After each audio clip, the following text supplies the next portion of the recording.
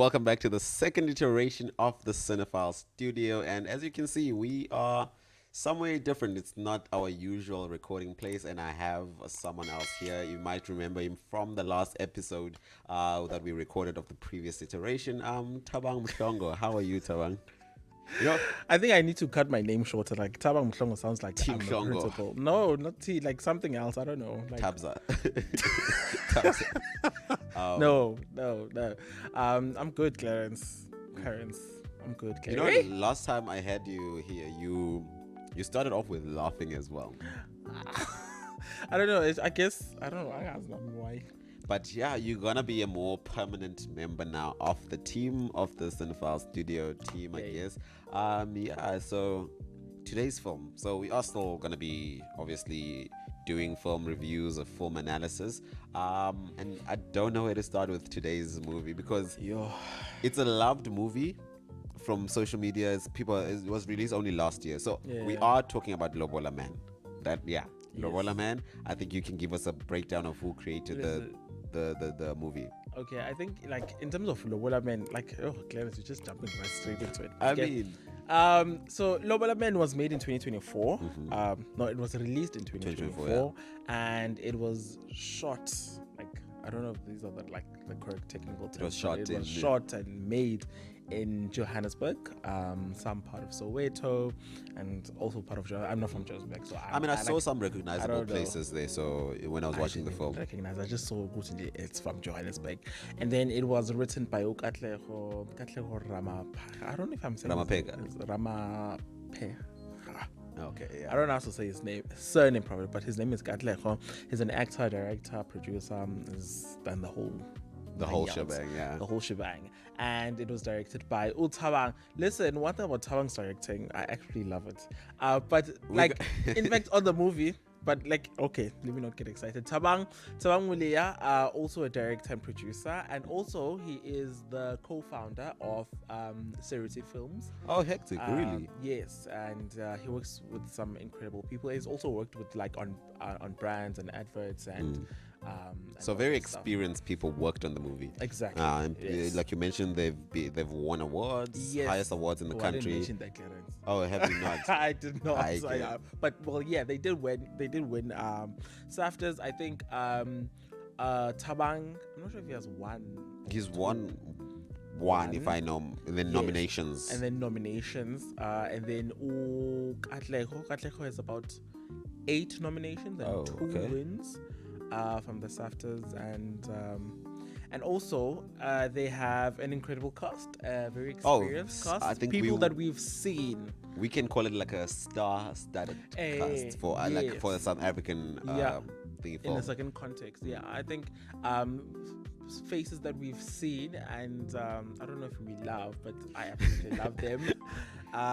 There's Lawrence Maleka. Love Lawrence. Absolutely incredible. And they have Kwanele. He's more on the newer side. What do you mean? Who's Kwanele? Kwanele, I forgot her name. What's her surname? But she's also the actress on what's this thing? This thing of what is this? Umkhokha, the Curse. She's also Umkhokha. I never watched Umkhokha. I just watched a few episodes there, but You missed out. I just know Sarah from Generation. It was the main character. Who's Sarah? Capella's wife. Capella. Fazga Capella. From Generation. Listen, me, I'm a 2000. Who's not? Me and you both. But yeah. And then there's also Kwanele, absolutely incredible. Was she fiance? Kwanele. Yes, Kwanele was Sandile's fiance. Yes. I'm thinking about Usandile when I say Kwanele. He's very new, not new, but he's more recent than Lawrence. Yeah. And then they have those 3 incredible, and then they have Primo Teen. And I think one thing about Primo Teen actually, I think his aura, in the movie, he made so much sense. I was gonna go the other direction. What? Okay, I guess we can get started with. Wait, no, Okay. wait, not now. Like, Okay. and then there's also Tembandaba, Mhm. and there's also I forgot the other guy's name. Like, It's like we've got. but they're like supporting characters, and I think there's also so Mrs. Baby Mama. I don't know her name, but I know what you're talking about. But yeah, She's the wife, the rich wife. yes. Yeah, but Hectic. she's but there's not a lot of much about them about the in-laws. It's just mainly about Ubani. What's their names? Sandile, no. Fiance and the Lobola Man. It's mainly I mean, about Lobola Man, the title is. Yeah. So the movie is about Ace Ngubeni, otherwise known as, or rather played by Lawrence. Yes. Okay, so brief synopsis. We have this guy named the Lobola Man because why? He goes around, pretends to be a family member or a relative just to try and bring the Lobola price down.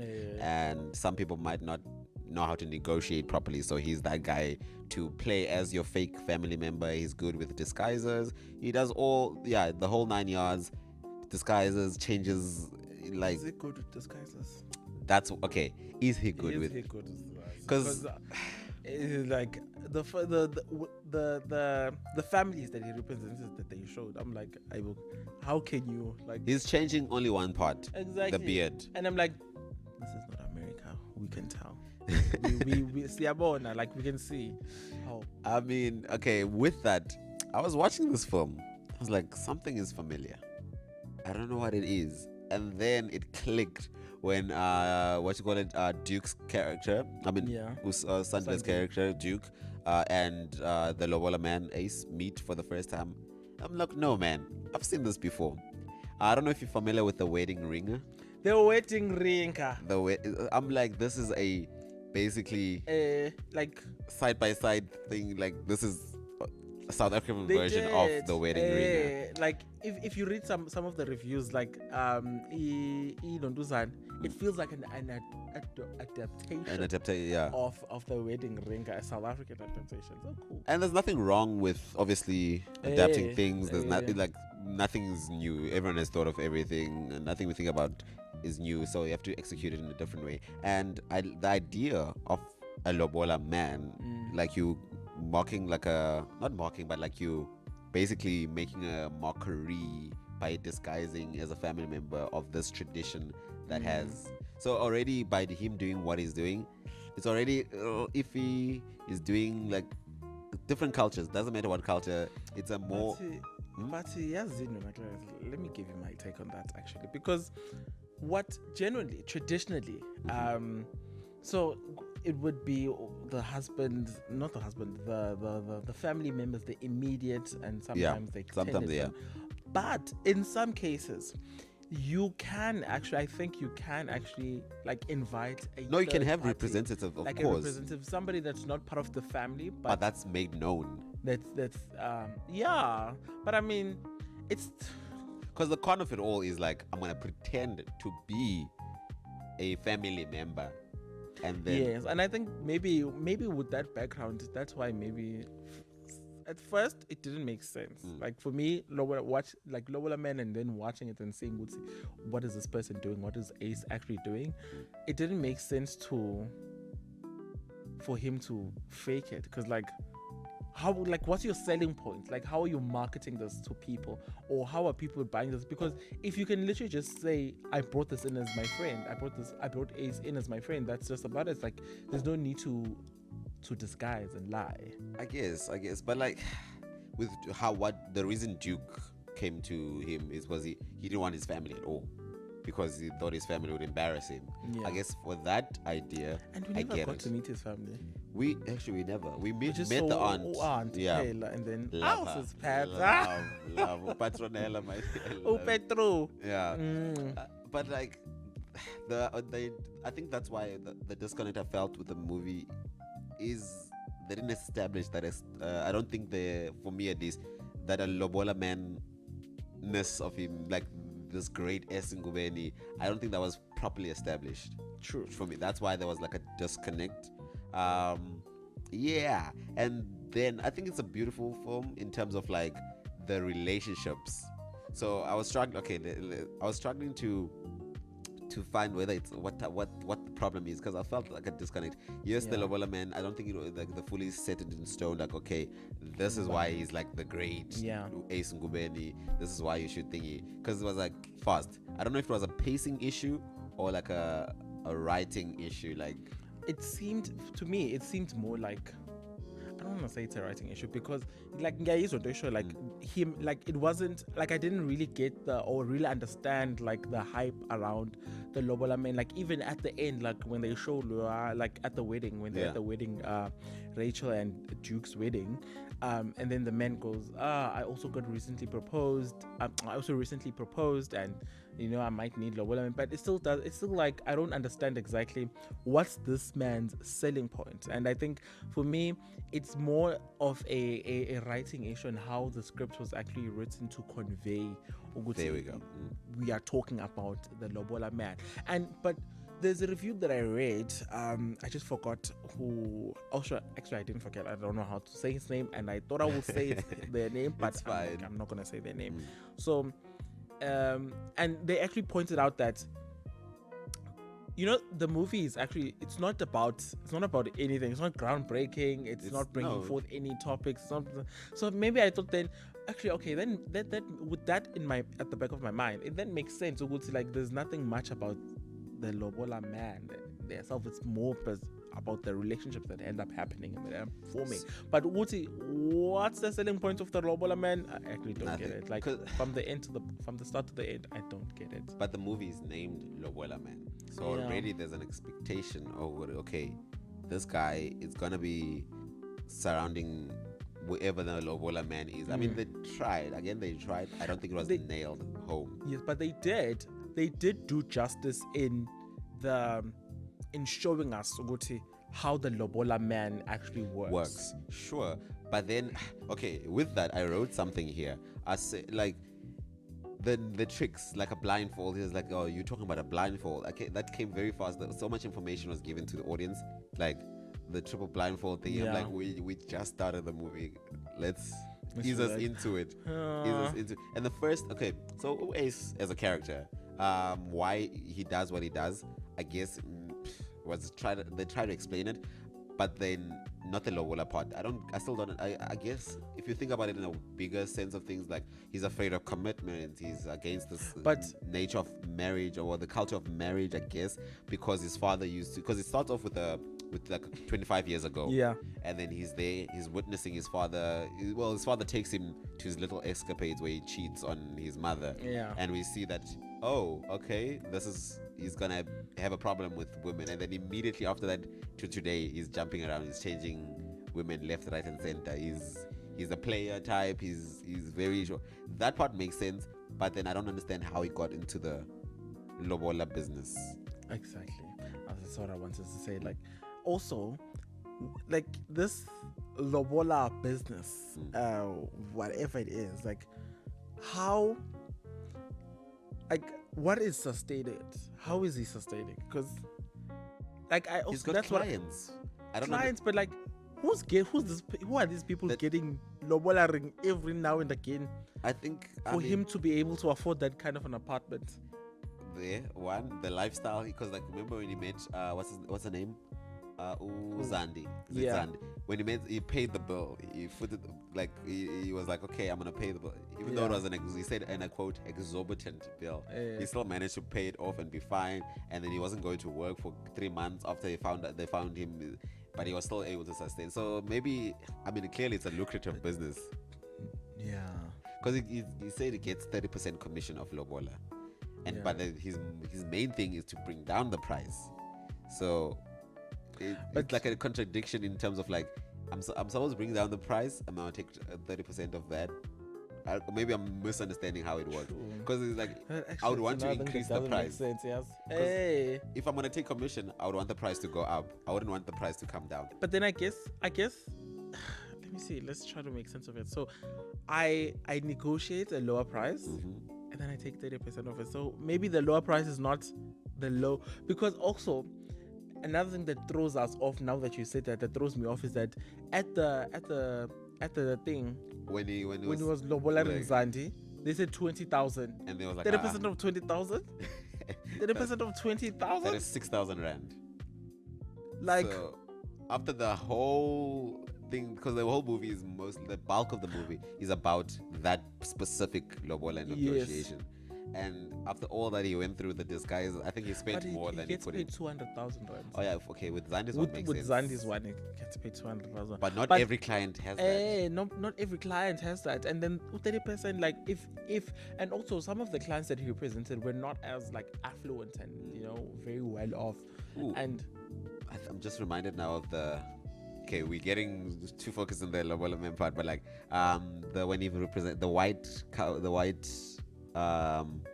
family. Yeah. And at that part, I was like, okay, this is a very nice opportunity to. As for a South African film, is like the way they were wearing the They talked about land, but it was very nice. They don't talk about land. Well, they mentioned land. I feel like it was a missed opportunity. I feel like there was a lot of missed opportunities in the film itself. Like that's what I'm saying. Is it a writing? I think it's a writing issue. Because moving on to the acting side, I really liked Usandile's performance. Absolutely. I loved Sandile's performance. From How to Ruin That series. The How to Ruin Christmas and How to awkward, socially awkward person, very shy-ish. He played his part like smart, proper. well off, like excellent execution. The more I think about it, the more I see it. Like, I'm sorry, I'm not bashing the writing or anything. I'm just saying I think there was not enough time given to each person's stories, because I felt like they were playing more stereotypes instead of playing the characters. They were playing more tropes, like, oh, he's the nerd, he's gonna be allergic to, he's gonna be weak in this. They weren't real people fully. Yeah. But you can't blame that on the actors, because the actors delivered. Yes. So that's what, like, it's a writing issue, because like the focus was a lot on the Lobola Man. Yeah. But I mean, I think the movie is about the Lobola Man, so maybe it's not a writing issue. Maybe it's not an issue at all. No, there was a disconnect somewhere, and but Clarence, at the end of the day, I think the point of the movie is not for us to dissect and think about existential crises. No, but like when you put out a body of work, it's supposed to create discourse. And this again, not to say it's a. Maybe sometimes it's just to make us laugh. Fair, but even then you if get it film, doesn't go anywhere. Film. Even if it doesn't go anywhere, if you have the money to put on together a film that looks good and makes people laugh, why not? But then no. I get that comedy is beautiful, but what are you saying? I mean, they said a lot about life and what was said about life? They talked about love. They talked about love. Let me ask you a question. And they talked about the toxicity that exists in heterosexual relationships. Well, not all of them, but like, I feel so bad for saying that. But anyways, like, they talked about that, like how people can often settle for what feels safe and what feels, get that, secure, and not really take the risk and go for the daring and the bold stuff. Like I said, like they did talk about something, but Clarence, the point for me, because at the end of the day, because there's nothing that I could understand, like, okay, where's the discourse line up? Because even if you want to say, they're talking about Lobola and the Lobola chat, that wasn't the point of the movie. If you want to talk about families and relationships, that still wasn't the point of the movie. What was the point of the movie? The point of the movie was to make us laugh. No, I don't think so. Why? Not that it wasn't. It's a romantic comedy. It's a comedy. Yes, it's to make people laugh. But like, when you are doing all these things, when you're pitching these things, when you are pitching to funders, when you like, I saw it was in association with the NFVF. You put down on paper, this is the reason. This is the greater good that's supposed to come from. This is the discourse. This is why we are doing this. Did you find a reason? No, I mean, we can always start a conversation on whatever, like you said, like the feeling safe and all that. But did you find like the reason that? For me, I think again, I thought from the title, I thought it would be about tackling on like the Lobola culture and like trying to subvert some things, be smart about it, which I guess in some way they kind of did. How? They showed basically how Lobola can be such a daunting experience for a lot of people, and then the fact that you have to go through this part of to get married is it's not an easy thing. It's like something that it's a barrier that you have to cross, and people would resort into certain things to just either bring down the price or to get through it without weird family dynamics, because around the wedding time there's always like some weird family drama that's gonna happen, and they try to show if that was the point, or that I'm not saying that was a point, but not the there point, was a point. but like if that was like, I guess, the messaging, then they didn't do justice to That's where I'm saying the idea of Lobola and customary marriage, because it's in the name of the title of the film. When I think Lobola Man, what I'm gonna think back, because like in terms of the rom-com, there's two scenes that stood out to me. One, when like it made sense to them as characters, and I think that was what I liked in terms of the writing side, is like they didn't fail to add on little anecdotes of like, the burger, Rachel was like, no, he hates this sweater, he loves this burger, which we see is on the flip side. Zandi was like, no, you're gonna wear this thing, you're not gonna eat this burger. And then we see, so those little small things were thought about. And when the fishing trip, that part, I think that scene for me, that's my most favorite scene in that movie, when they're fishing, what's his name, Duke passes out, foreshadowing he's not gonna be part of this. He's not gonna be part of this family, clearly. Epic foreshadowing. The what you call it, when both of them fully open, because their relationship changes from there. Uzandi and Ace, their relationship changes. They both open up. They're left alone. They open up about something about their childhood, and Ace opens up about the whole cheating thing that we saw 25 years. They finally bring it in. He opens up about his father's, scandals. It starts being more like a real person, like now an honest person. And from there, their relationship changes. It's all as, I don't want to be close to you, like there's feelings here, there's whatever. And what I liked is when the father is like, I was like, you're gonna let this happen? The boy who's passed out is marrying your daughter now. Your daughter is sitting on his lap. He just comes out and he says, who wants whiskey? Who wants a drink? Like how? Like, can you see what? That was also crazy. Because he's supposed to be very protective of him. He's like that father. He was painted to be this father who's very protective of his daughter. And Jiggy now Ace comes along. He's like the son I've ever had. Exactly. He's like throwing Ujuk under the bus. Just like that. But then from that point onwards, we see that he likes Ace. The father is very more welcoming. Now I'm seeing like so many potholes. Because also, what do I want to say? Duke is supposedly not liked, and everyone can see what about these Duke and Zandile are not compatible. And but we don't see that everyone sees that. I mean, Rachel surely sees it. Rachel from the get-go sees it. But then friend that's just about it. Tries. Zandi's friend tries to like, sure, but I don't think that scene landed. No, it was the only scene. I think for me, the only person that landed to show good these ones are not compatible was Rachel.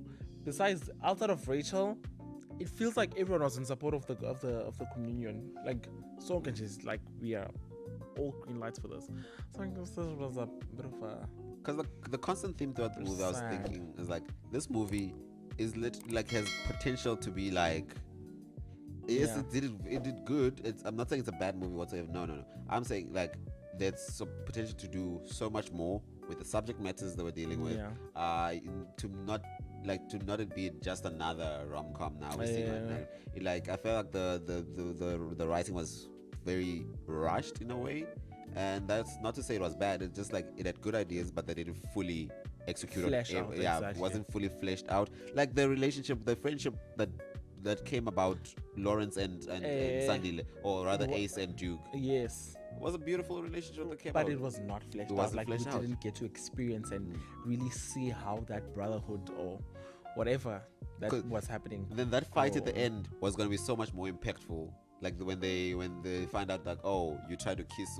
Also when the first time. Exactly. Like it would have made so much sense. We would see like, But also, like, I guess he was angry because I hired you and now you're going behind my back. No, it's trying to fine. say that, but also it could have helped to land it more properly and Sibon, that brotherhood and that camaraderie and then the breaking of the trust. and the Even breaking in of the in a comedy, it's still possible to do that and make us feel, oh, this is actually like, they can still be funny with substance, not just funny for the sake of being funny. That's the problem I have with more, especially like, again, I always say Netflix shows in like South African Netflix shows, they don't do justice to South Africa. because there's so much good stories. Is it a Netflix issue? If they shoot, I don't know. I feel like it's a Netflix issue because most of the things that are South African films that I've watched from Netflix are not really doing anything to us. Like they're more airy fairy. So it's like it's not a glamorized view of and extremely glamorized. Like. So, hey, that's my 2 cents on the thing. But I again, the movie has great parts. Like for rom-com, I like the scene with of Duke and Helen when they're doing the not really Helen. Oh, Rachel, man. Oh, Duke and Rachel. Duke and Rachel. Like, also, the more small additions of like, oh, I like her noticing what he likes, what he doesn't like, and then the performance of, oh, I love her. I forgot her name, but not Helen. Rachel. Rachel. Her real name is. She was on The Brave Ones. Yes, she was. Oh, The Brave Ones. We'll talk about that one at that time. Such a good movie, though. But like Lobola Man, it's a great watch if you're not looking to think about it. So obviously, we're analyzing now. We are going too much into like something no one is going to think about, like, oh, why did she but say I think a lot of people actually will notice the writing. They will. Like the writing, because it's not bad, but it's just not fleshing out some of the key concept and some of the subject matter that they could actually deal with. And it's not really a voice for anything. It's like just it's another movie that's funny, but like you can be funny with the purpose, with substance. It's like an empty vessel, like. And I guess sometimes empty vessels are good because you can use them to make drums, make music, and just laugh. Yeah, well, now. You know, I think this is a perfect time. Empty vessel. You called it the empty vessel. Perfect time for us to distress. We're gonna try and play a little game. Yeah. Let's do that game. Yeah. So we're gonna play a game, right? And this game is gonna be, I don't know, say fun, but it should be exciting. It's gonna make you think. I know it's gonna be very difficult for me because Clarence will actually lead this game. So what happens is that it's called framing. The game is called framing. I'm using a lot of words. And what happens that we're gonna take a screenshot of a scene in a movie, and we're just gonna zoom in very specifically, and then I need to guess. Well, this week it's your turn. Yes. So we'll be alternating each week. I need to guess which movie this is. Right? And so this is the I gave you today. Any ideas come about? What the heck? Nothing at all. What the heck? Okay. What the heck? Actually, Tyler actually gave us such a beautiful what the heck for as a country. What the heck? Go Tyler. Go Tyler. Go. Go Tyler. Go. Okay. The movie. I see. I don't know. Okay. Is it Avengers?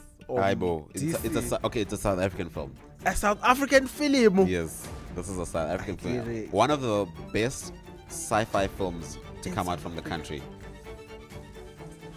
It's a Kings of Joburg. How? It's a film, not a series one. Oh. It's okay. More clues. What you call it? We had okay. It's about apartheid. It's a slight hint of apartheid. Sci-fi. Yes. Sci-fi. Okay, it first came out as a short film before it was made into a full-length movie. Who worked on it? Neil. Did the Fergusons work on it? No.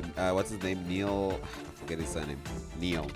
I'll put this name like across the board. Nothing. 0. If you flip. Also, South African sci-fi. I think you should watch this one. Actually, you should watch this one. Not boo. You should maybe this one we'll do in maybe about 2 weeks time. Was good. But anyway, It was. It was. Oh, don't you have any the guess? show must go on. I don't have any guess. Okay. Last clue. If you flip it's two words. Well, two words. One is a number. The last one is a number. 27. Yo, it's like it's Number. yeah, it's District 9. District 9. Have you not watched it? No. Do you know about it? No. Okay, we will be doing District 9 not this coming week, but the other week. Okay. We'll do District 9. Okay, Yeah. great. Yeah, I think now we can take a pause. Final thoughts on I don't know what you could have done better for Lobola Man, or what you think would have made the film stand out more. I think you've already mentioned the fleshing out of the writing. Yes. There's a specific scene, maybe. I don't know. I think maybe there are a couple of scenes, but actually, this scene in the aeroplane. Number Yes. one, I don't know if South African airplanes look like that. That's number one. I haven't been on many airplanes, But no, that but one I is don't not a think fly. they know. I don't fly think survey. exactly. It doesn't give lift. It doesn't give fly survey. It doesn't give. Maybe it's But those I don't know. international. Hey, we don't know. I don't Maybe know. it's a private jet. Number Those are- two, but also I also didn't understand. Is it economy? Is it first? Oh, it's an international flight. So maybe it does Yes. look. My bad. I don't have a passport. But also, when that scene when they're talking and then he's giving the chocolate, I think it's cute. Oh no. For me, it seemed a bit awkward, right? Because it just doesn't make sense. Number one. Number two, when they're coming in for a kiss after The kitchen break in. No, at the airplane. Oh, the okay, yeah, the I think last, towards yeah. the end. So after that delivery of those lines, right? Ba ba ba ba, love you, chocolate, Everything is like- and then they do this. They slowly come in. I'm like, Thabang, what happened here? You see, that one was just a mess up. Like it was so awkward. Now, because this is very weird. Like, yeah. That was very weird for me. I feel like they should have just went bah, But the and delivery then is maybe make the kiss longer. okay. Yeah, but Okay. other than that, not other than that, there's also what else? I think also some of the scenes with Duke Usandile. Guys, Duke is so awkward, and I think that his delivery of Duke, Usandile's delivery of Duke, was just fantastic. And in some of the scenes, they made sense. I guess I don't know. I can't find a scene. I that think they want to overdid it one point with the hospital. He's allergic to one painkiller. He's high on this. I think we already had gotten the idea of what type of character Duke was. There wasn't any more new information coming towards the end of the film now that didn't serve any purpose. True, but I think it was for comedic purposes. I mean, And also, wait, let's pick on that scene, because I watched it and I thought, okay, I want to laugh, but Lawrence's delivery, not Lawrence, Ace. Ace. I mean, it is Lawrence, but yeah. It was supposed to be comedic. I mean, they did touch on something heavy, and but I think they should have Lawrence should have made it more. Should Awkward have made the or what? situation not awkward, but more like funny, something to laugh at. Is And it Lawrence because they or just- is it? Ace? No, I'm saying Because is Ace it knows the Zandile- character or? Not the character Ace. They should have made Ace make it lighter, something From to laugh whose about. perspective? From the writing side, from the directing side, or from the the acting side? writing side, and also the writing side, because they just stood there and it's just like, and then they mentioned a few, like it was awkward for me, and I thought it was a perfect opportunity to make us laugh at Duke, because and the delivery just didn't do it in that scene specifically. The writing wasn't that great. I think also the directing should have been a bit more. There need to be communication. Okay, so for me, is my not like closing remarks, I guess. I think the main problem with the film, it didn't know what it wanted to be. Yeah. I think it didn't have shape. Like if it decided, you're just gonna tackle romance and be obviously like a rom-com type, then let's be a full-on rom-com without trying to be sleek with this adventure film of Lobola Man and whatever. I mean, there's a way to do it, but that didn't feel like it, like you said, it was fleshed out completely. The characters, the two minor characters, I mean, Primo's character, great. I think he was fine. I don't think he could have done any more than. Yeah, I think that's why I said it just made sense. It's perfect. Nothing too much, nothing too little. Just fine. Yeah. So hey, and then another thing would be, the guy at work again. I don't think he was fully the fun guy. We didn't see much of him. We didn't experience a lot of him, but okay, perfect. Hey, again, these are our 2 cents. Again, this is just an opinion Unexperienced piece. actor, unexperienced writer, unexperienced director, unexperienced producer. But can't say for all of us. Experienced watcher, every day watcher, binge watcher. You know what's good. You know what's not good. That's what we're trying to do. Like, I'm a consumer, so my view matters. I care. That is it for this week's iteration of the Cinephile Studio. Be sure to subscribe to the Blank Space Visual channel to see some more film reviews, film analysis. If you haven't watched it, sorry for spoiling it for you, but check it out. I don't think we spoiled that much. So till the next week, we'll be back again. Be sure to leave your comments. Were we right? Were we wrong? I don't know. Let us know in the comment section. For now,